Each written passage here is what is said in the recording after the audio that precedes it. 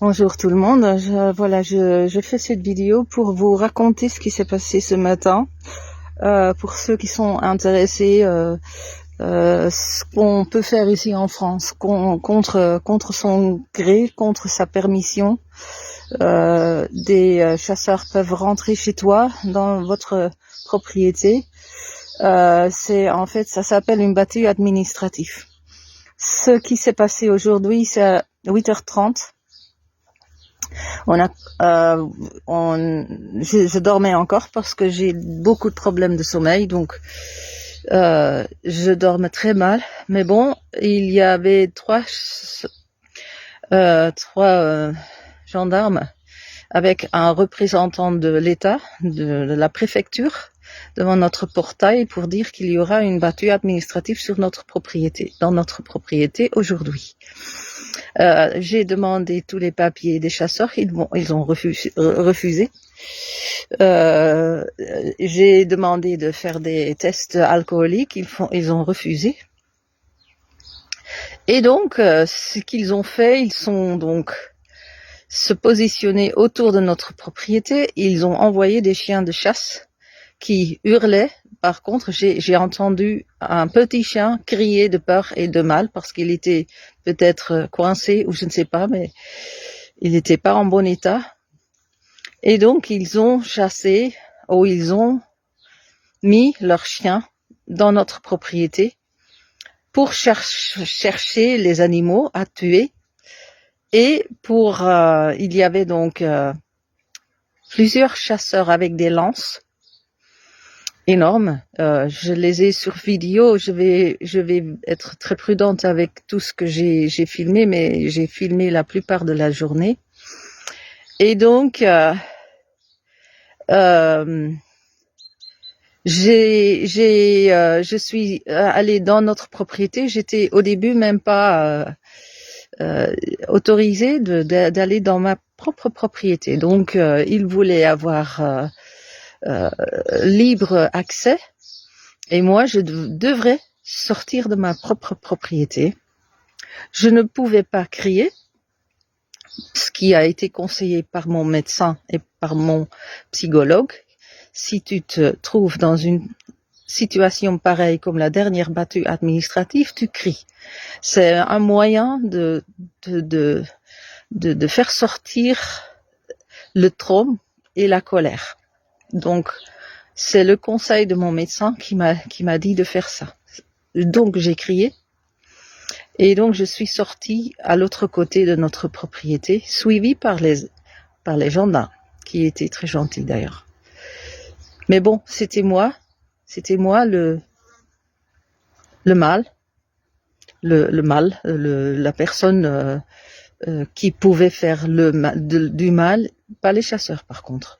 Ils avaient tout libre accès. Bon, après il y avait rien du tout, hein, parce que il y avait rien. C'est parce que je suis tous les jours dans notre champ. Il y avait pas d'animaux, pas de sangliers. On n'a pas vu de sanglier. Et après, ils sont partis dans un autre endroit. Donc, on est allé les voir, toujours accompagnés par les gendarmes.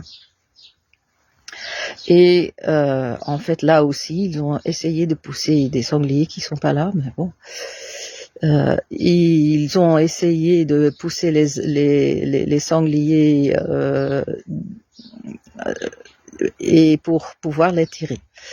À un moment donné, on avait déjà signalé une situation dangereuse où les chasseurs étaient positionnés en direction de la route avec leurs jalons, parce qu'on doit mettre les jalons dans une position. Donc, on l'a expliqué à la gendarmerie, qui était pas vraiment au courant des règles de sécurité. Donc, ils sont allés à l'OFB et on l'a expliqué aussi aux représentants de l'État que c'était une situation dangereuse, qu'il y a un arrêté préfectoral qui dit qu'on peut pas tirer en direction des routes des personnes. Et on était là tous sur la route, on était là tous des personnes.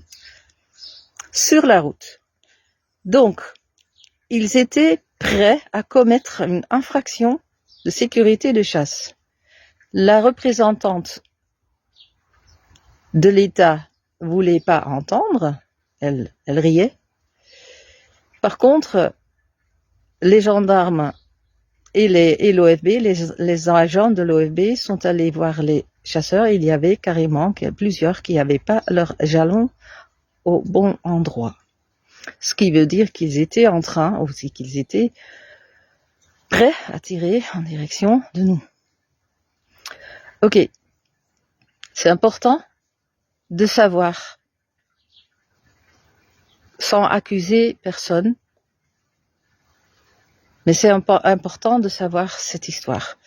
Après, on est allé encore dans un autre endroit et là, ils ont fait la même chose et se sont positionnés donc à l'extérieur d'un champ de maïs. Il n'y a pas d'animaux qui sont sortis.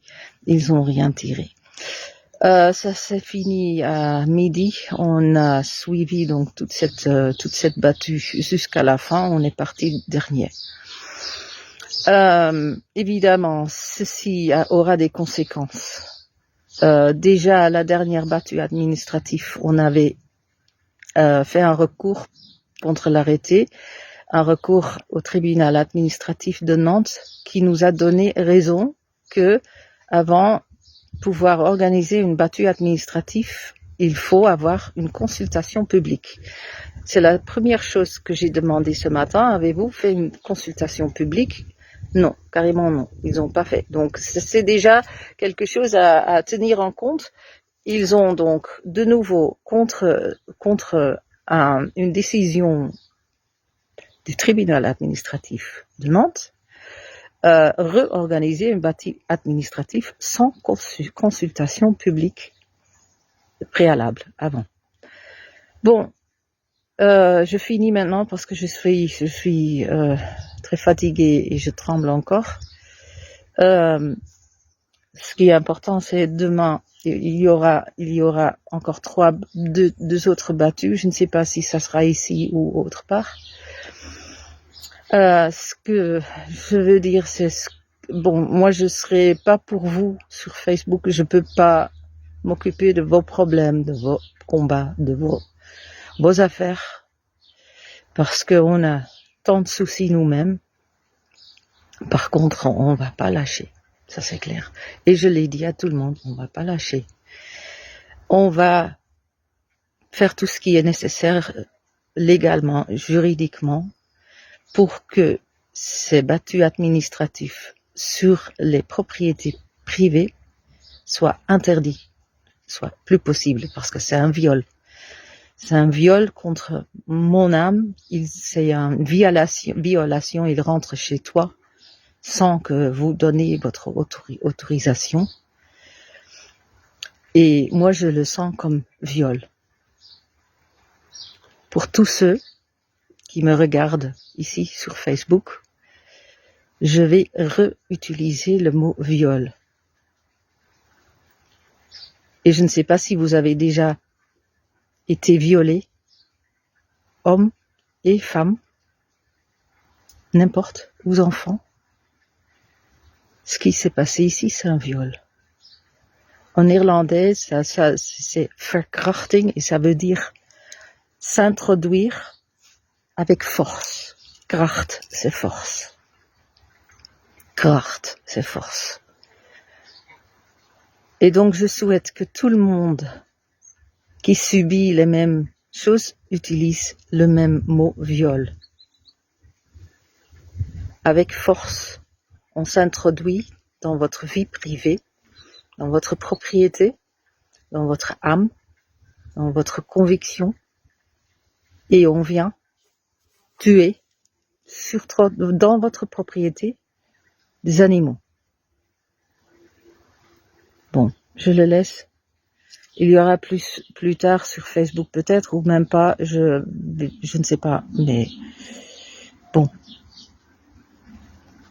je le laisse ici.